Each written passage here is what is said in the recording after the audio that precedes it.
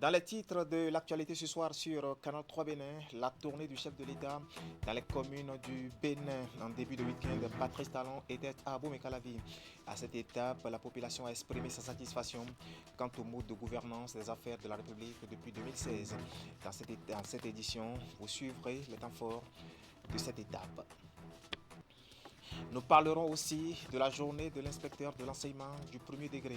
La 4e édition, c'était hier samedi. Les manifestations se sont déroulées à Grand Popo, dans le département du Mono, sous l'égide de l'association des inspecteurs de l'enseignement du premier degré. Le thème, la IPDS face aux défis actuels du sous-secteur de l'enseignement maternel et primaire. Et puis à l'université d'Abomey-Calavi, le Centre des docteurs en droit public accueille un nouveau venu. Son nom, Jacques Ousso. Il a soutenu sa thèse hier samedi en présence de ses amis, parents et bien d'autres invités. Les travaux de recherche ont porté sur l'arbitrage dans le règlement des litiges nés des contrats administratifs. Voilà pour le sommaire. Bien bonsoir et bienvenue à notre rendez-vous vespéral de l'actualité. Le chef de l'État était à Abomey-Calavi en début de week-end dans le cadre de la tournée nationale qu'il a commencé depuis le 12 novembre dernier dans les communes du pays. Et à cette étape, la population a exprimé à Patrice Talon sa satisfaction quant au mode de gouvernance des affaires publiques depuis 2016. Et l'occasion a été saisie par la jeunesse de la 6e circonscription électorale pour saluer les réformes opérées et depuis peu, et notamment celle du système partisan. Suivez. Monsieur le Président de la République, votre premier quinquennat fut un quinquennat de réforme. Mais il y a une réforme qui a eu des retombées positives énormes sur la jeunesse de la commune d'Abomey-Calavi. La réforme du système partisan. Monsieur le Président de la République, la réforme du système partisan a permis à la jeunesse d'Abomey-Calavi de se faire représenter au niveau de plusieurs instances de décision de notre pays. Parce que l'esprit de cette réforme, c'est de permettre à la jeunesse et aux jeunes militants, aux femmes militantes, d'être reconnus et d'être célébrés, d'être valorisés. Monsieur le Président, grâce à cette réforme et à l'issue des élections législatives de 2019, notre commune et notre circonscription électorale, eh bien, nous avons eu ici un député âgé de 32 ans. Honorable Epiphane Renfort, qui se trouve être le plus jeune député de la 8e législature. Nous avons eu ici, toujours grâce à la réforme du système partisan, à l'issue des élections communales de 2020, des élus communaux âgés de 32 ans. Le plus jeune conseiller communal d'Abomey-Calavi a 32 ans. Et ils sont plusieurs conseillers communaux à avoir moins de 35 ans. Et plus de 60% des élus communaux d'Abomey-Calavi ont moins de 50 ans. Tout ceci grâce à la réforme du système partisan. Mieux, c'est l'un d'entre les plus jeunes conseillers communaux qui est désigné pour être le maire de la commune pour les 6 années qui viennent. Tout ceci grâce à la réforme du système partisan. Voilà pourquoi les jeunes me chargent de vous dire merci.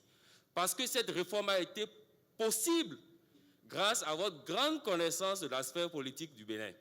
Merci, Monsieur le Président, d'être venu à nous. Puisse Dieu et les membres de nos ancêtres veiller sur vous, qu'il vous inspire, qu'il vous accorde bonne santé et longévité, afin que toutes vos nobles ambitions pour notre pays se réalisent. La commune d'Abomey-Calavi a besoin d'infrastructures appropriées pour gérer efficacement les inondations, surtout dans les arrondissements de Godomé et de Toba. La réalisation du projet de contournement Nord-Cotonou, qui permettra de relier directement Abomey-Calavi à Semenkoji.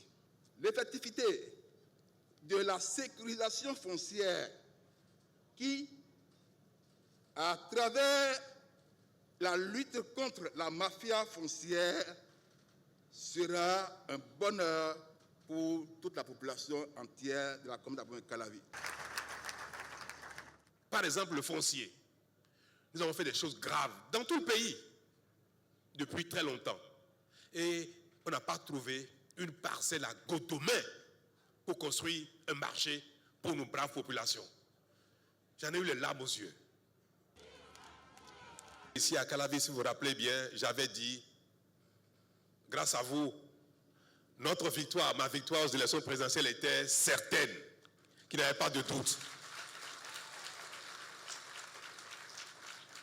Nous étions certains ici à Calavi qu'une autre démarche, une autre dynamique allait commencer en 2016. Et ce fut effectivement ainsi.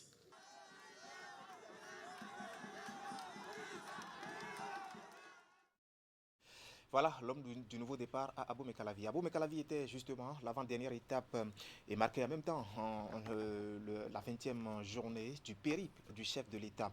Eh bien, une 20e journée dont le ministre porte-parole du gouvernement nous fait ici le point. Alain Ronla. Le président de la République a tenu une séance presque interactive, puisque à Calavi plus qu'ailleurs, il y a eu des réactions, des échanges quasiment avec le président de la République qui était dans un dialogue plutôt que dans une mission de reddition des comptes. Et l'exercice incontournable de la présentation des acquis de notre programme d'action a été sommaire. Le président de la République s'étant concentré sur la renaissance de notre pays, qui est le fruit de nos réalisations et qui en est en même temps la cause. Et dans des recommandations presque testamentaires, le président de la République a restauré le peuple dans sa démocratie, a responsabilisé notre peuple pour que nos travers, qui ne doivent plus être célébrés, ce qui nous a permis et ce qui illustre cette renaissance, soient durables. Parce que les travers sont toujours là. Ils sont en sommeil et le chef de l'État exhorte les populations à rester vigilantes pour garder, consolider et pérenniser les acquis de cette renaissance. Le président de la République a responsabilisé les Béninois sur la feuille de route qu'il leur appartient dorénavant de tracer pour leurs dirigeants, qui ne doivent plus être considérés comme des mythes vivants. Illustration de certaines de nos expressions, notamment en fond, qui conditionnent nos réflexes et qui font du président de la République non pas d'un chef élu de l'État, mais d'un monarque de droit divin, que dis-je, d'un chef qui achète un pays et qui peut en faire ce qu'il veut. Donc il s'est agi d'une démystification de l'approche des peuples par rapport à leurs dirigeants qui ont été démythifiés et qui doivent être surveillés, qui doivent être encadrés parce qu'ils ne sont qu'élus au service d'un peuple pour lequel ils doivent travailler, une méthode qui a fait ses preuves puisque c'est grâce à cette humilité, à cette modestie que le gouvernement de la République du Bénin, avec à sa tête le président Patrice Talon, a réussi à sortir notre pays de sa léthargie d'avant, léthargie facilitée par cette approche conceptuelle du pouvoir, une approche dogmatique et théocratique vers une approche beaucoup plus démocratique, à savoir le pouvoir au peuple, par le peuple, pour le peuple. Et c'est une recette que le président de la République invite, exhorte les populations, nos compatriotes à garder jalousement afin que plus jamais notre pays n'aille à la dérive et que les dirigeants soient au service du peuple plutôt que l'inverse. Voilà, c'était Maître Alain Ronla, ministre porte-parole du gouvernement. Nous faisons surtout le point de la 20e journée du périple du chef de l'État. Périple, faut-il encore vous le rappeler, commencé depuis le 12 novembre dernier. Et parlons maintenant du concours de recrutement de 100 auditeurs de justice au Bénin. Les épreuves ont été lancées hier samedi au lycée technique Coulibaly à Cotonou par deux ministres, la ministre du Travail et de la fonction publique et son collègue en charge de la justice. Au total, 1498, donc 448 femmes se disputent les 100 places à pourvoir. Voici le point de la cérémonie de lancement des épreuves avec Ulrich Gaba et Elvis Donouan. La ministre de la fonction publique et son collègue de la justice partagent ici les premières épreuves du concours de recrutement de 100 auditeurs de justice. Le présent concours fait suite à la décision du Conseil des ministres pour le renouvellement et le rajeunissement de l'effectif justice. Vous savez, nous avons des juridictions, nous en avons créé de nouvelles et le personnel ancien va à la retraite, il faut donc pourvoir à tous les postes qui deviennent vacants. Voilà donc pourquoi, suivant les études qui ont été faites, il y a lieu de procéder au recrutement de 100 nouvelles têtes. C'est ce que nous faisons ce matin. Alors, pour ce qui est de l'organisation, vous avez pu noter par vous-même que non seulement nous avons commencé à l'heure, mais les candidats étaient déjà en salle. Ça veut dire que l'organisation n'a souffert d'aucune approximation. Nous avons veillé avec Madame la ministre de la fonction publique du travail, nous avons veillé à ce que tout se passe correctement, c'est-à-dire dans le rythme de la rupture. Du côté du ministère du Travail et de la fonction publique, l'organisation de ce concours a fait l'objet d'une profonde rigueur pour offrir aux 1498 candidats en composition les mêmes chances de réussite. Je voudrais à l'occasion rassurer tous les candidats ainsi que leurs parents. Ils le savent bien, depuis l'avènement de la rupture, la transparence est de mise dans l'organisation des concours. Qu'ils soient rassurés que les meilleurs seront admis. 2 jours durant, les candidats vont composer dans 3 matières, à savoir culture générale, procédure pénale et procédure civile. 448 femmes prennent part à ce concours, soit environ 30% de l'effectif total des candidats. Oui, des épreuves écrites qui ont pris fin ce dimanche. Allons dans le département du Mono, la ville de Grand Popo pour être plus précis. Cette ville a accueilli hier samedi les manifestations de la 4e édition de la journée de l'inspecteur de l'enseignement du premier degré. Une initiative de l'association des inspecteurs de l'enseignement du premier degré est placée justement sous le thème « L'AIPD face aux défis actuels de sous-secteur des enseignements maternels et primaires ». Précision, Geoffroy Mensan et Florent Dou.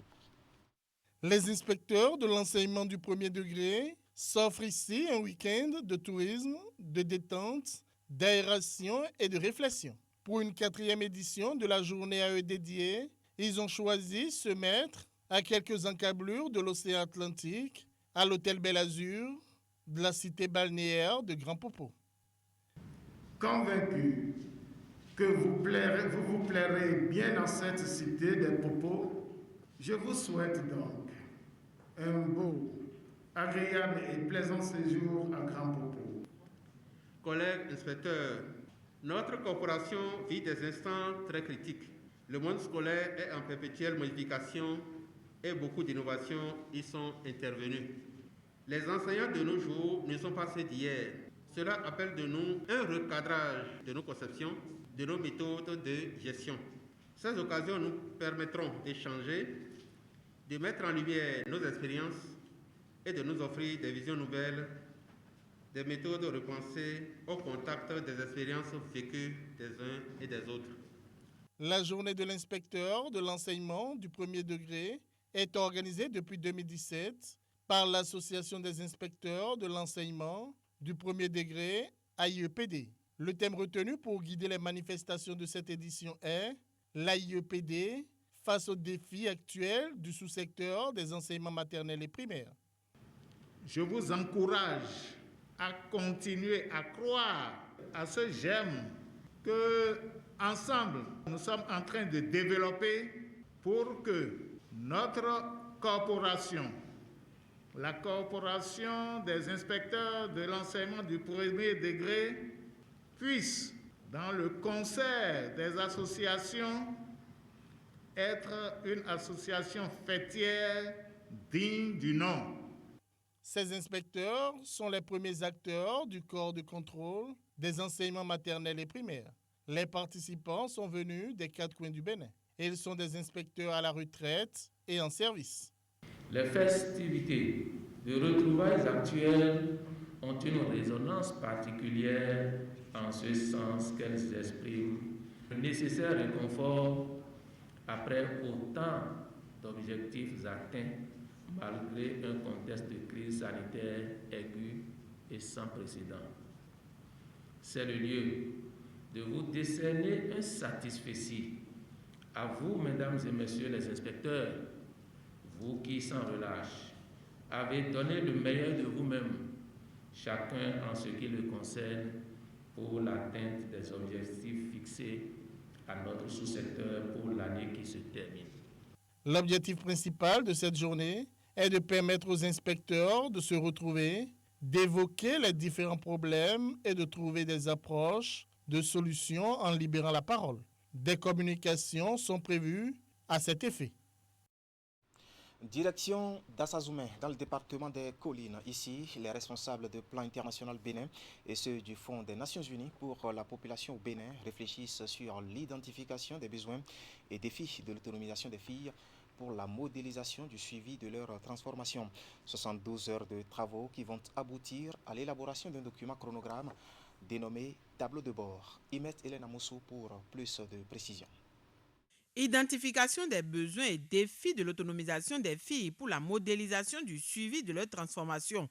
La thématique est au centre des réflexions d'un atelier national. Les échanges ont réuni à Dassa les responsables de plan international Bénin, ceux du Fonds des Nations Unies pour la population UNFPA, représentant des groupes cibles que sont les filles et divers autres acteurs. Les 3 jours de conclave vont aboutir à l'établissement d'un document chronogramme dénommé tableau de bord. Au cours de cet atelier de 3 jours, il s'agira pour nous de, premièrement, identifier et prioriser les besoins et les défis des filles et des jeunes femmes, surtout identifier par domaine ou par thématique des indicateurs pertinents de mesure d'effet et d'impact pouvant apprécier les changements et apporter aux filles et jeunes femmes en lien avec leur autonomisation. Finalement, cet atelier nous permettra de partager par domaine les résultats clés de la situation des filles et de la jeune femme au Bénin et finalement de définir ensemble les prochaines étapes pour le processus de mise en place, d'opérationnalisation et de suivi de l'utilisation du tableau de bord. L'atelier est inscrit au titre des activités du projet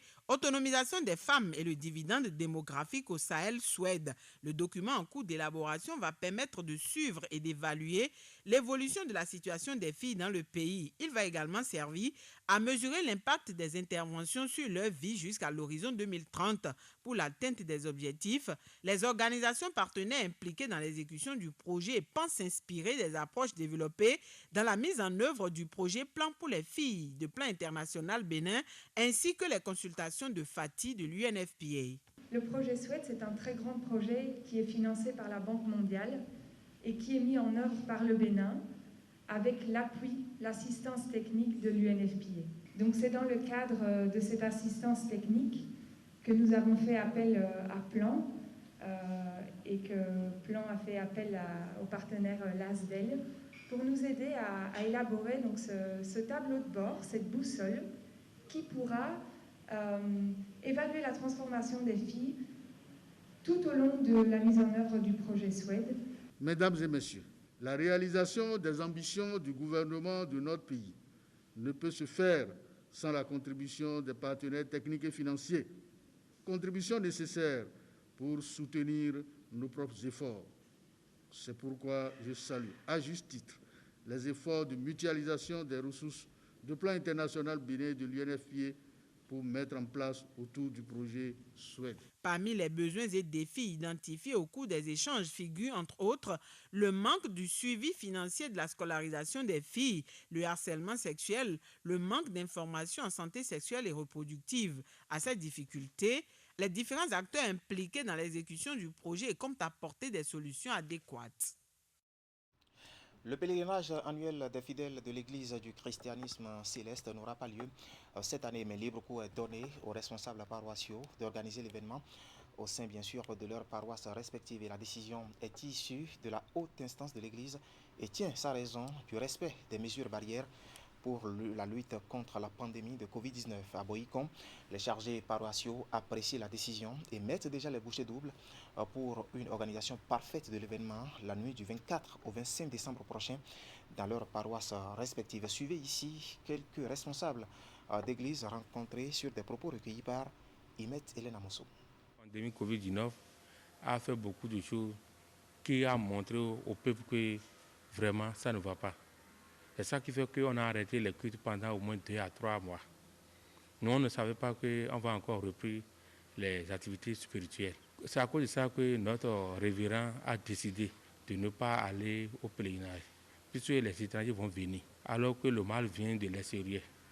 Donc, si les étrangers viennent sur notre territoire et avec ce rencontre-là, c'est pour recevoir des bénédictions au pèlerinage. Et à notre retour, on va encore attaquer de ce mal-là. Ce n'est pas bon. Donc nous, on n'est pas trop étonnés de cette décision pastorale. Sans la santé, on ne peut pas vivre. Bon, l'église céleste, c'est une église qui fait guérir les malades. Et voilà qu'il y a un malade qui est arrivé, qu'on peut dire qu'il est comme vent. On ne le voit pas. Donc, comme l'État nous a dit de rester chacun chez lui pour que, pour un moment donné, cette maladie va encore passer. Et de là, on va encore continuer les fêtes et chacun de nous sera satisfait pour sa messe et sa pèlerinage. C'est une proposition qui est vraiment bonne, quoi. C'est une décision à saluer puisque chaque année a ses corollaires. C'est compte tenu de la maladie que cette décision a été prise par le gouvernement. Et comme il faut obéir aux instructions du gouvernement, nous aussi nous sommes appelés à respecter le gouvernement. Donc tout ce qu'on avait l'habitude de faire à la plage, cette année, on le fera au sein de nos paroisses avec les ports du masque obligatoires, avec les distanciations pour mieux se protéger contre la maladie. Donc ce n'est pas quelque chose que nous allons condamner pour dire non, non. Puisqu'au moment où on allait à la plage, ce n'était pas tous les fidèles qui allaient à la plage. Il y avait certains qui sont sur la paroisse et qui faisaient aussi le culte, comme on le fait à ces plages. Donc le tout va se répéter, nous serons ensemble pour le faire et nous allons bénéficier encore de la grâce de Dieu parce que l'Éternel il est partout. La spécificité de cette année, c'est que comme nous avons une radio, la radio FM Alléluia, à partir de 0h, lorsque le culte va commencer à 0h, on capturera ici sur la paroisse la radio FM Alléluia et nous aurons les bénédictions de notre révérend sur nous. Voilà, vous l'avez compris, le pèlerinage annuel des fidèles de l'église du christianisme céleste se fera donc autrement en cette année. À l'université d'Abomey-Calavi, le cercle des docteurs en droit public accueille un nouveau venu. Son nom, Jacques Onsou. Il a soutenu sa thèse hier samedi en présence de ses amis, parents et bien d'autres invités. Et ses travaux de recherche ont porté sur l'arbitrage dans le régime, sinon dans le règlement des litiges nés des contrats administratifs. Et tout s'est déroulé sous les yeux de nos reporters Clément Tchadé et Eder Hunkwevi, dont voici le compte rendu. Le jury vous élève au grade de docteur en droit public de l'université d'Abomey-Calavi. Par ma voix, le jury vous adresse ses félicitations. L'impétrant élevé au rang de docteur en droit public de l'université d'Abomey-Calavi, le voici, Jacques Onsou. Mais avant d'arriver à cette délibération de ce jury pluridisciplinaire, environ 5 ans de travail de recherche pour le praticien expérimenté de droit en sa qualité de magistrat. Le candidat s'est penché sur une problématique originale et d'actualité selon le jury. L'arbitrage dans le règlement des litiges nés de l'exécution des contrats administratifs. Après ces enquêtes de terrain, Jacques Onsou présente devant ses maîtres le fruit de sa recherche scientifique, ici retracé dans ce document d'environ 400 pages qu'il a su défendre publiquement. Je dois remercier les membres du jury. Je rends grâce à l'Éternel pour m'avoir permis d'atteindre ce niveau. Mais je pense personnellement que c'est une introduction dans le débat. C'est maintenant que je vais davantage prendre cours à la recherche. À travers cette thèse de doctorat, le candidat met en exergue la révolution intervenue il y a quelques années dans le règlement des litiges nés des contrats administratifs. Il prend en effet la défense de la nécessité d'opter pour d'autres voies de règlement, notamment l'arbitrage. Pour l'impétrant, l'arbitrage regorge bien d'avantages qui intéressent aussi bien les personnes morales, en l'occurrence l'État, et les personnes privées. L'intérêt, c'est déjà de se dire que l'essentiel pour eux n'est pas de s'approcher toujours à la justice étatique, mais qu'il y a bien des avantages pour eux à aller vers l'arbitrage pour le dénouement des litiges qui naissent entre eux et leurs partenaires. Et pour améliorer la qualité de ce document, les membres du jury ont apporté chacun des critiques, des commentaires, mais aussi des propositions. une satisfaction pour le directeur de l'Impétran. C'est une thèse de qualité qui vient d'être soutenue, qualité tenant à la personne, qualité tenant à son parcours, qualité tenant au sujet de thèse, qui s'est voulu non clivant, qui s'est voulu transcendant de la summa divisio du droit qui consiste à séparer le droit public et le droit privé. Et ce sujet étant un sujet transversal, a appelé un travail transversal et un jury transversal aussi. C'est le lieu de féliciter le candidat pour ses prestations de chercheur, son humilité et son engagement dans la recherche. Le débat scientifique sur l'arbitrage dans le règlement des litiges nés de l'exécution des contrats administratifs vient ainsi d'être posé. Le désormais docteur Jacques Rounsou s'engage à creuser davantage le sujet pour répondre à un nouveau besoin des acteurs des contrats administratifs pour le bonheur de l'intérêt général. Félicitations à l'Impétran. Et c'est l'essentiel à retenir ce soir quant à l'actualité sur Canal 3 Bénin. Derrière moi, toute une équipe composée de journalistes et de techniciens vous remercie de nous avoir suivis. Et bonne fin de week-end à toutes et à tous. Retrouvez l'actualité demain à partir de 7h dans un format beaucoup plus grand. Ça s'appelle Actu Matin.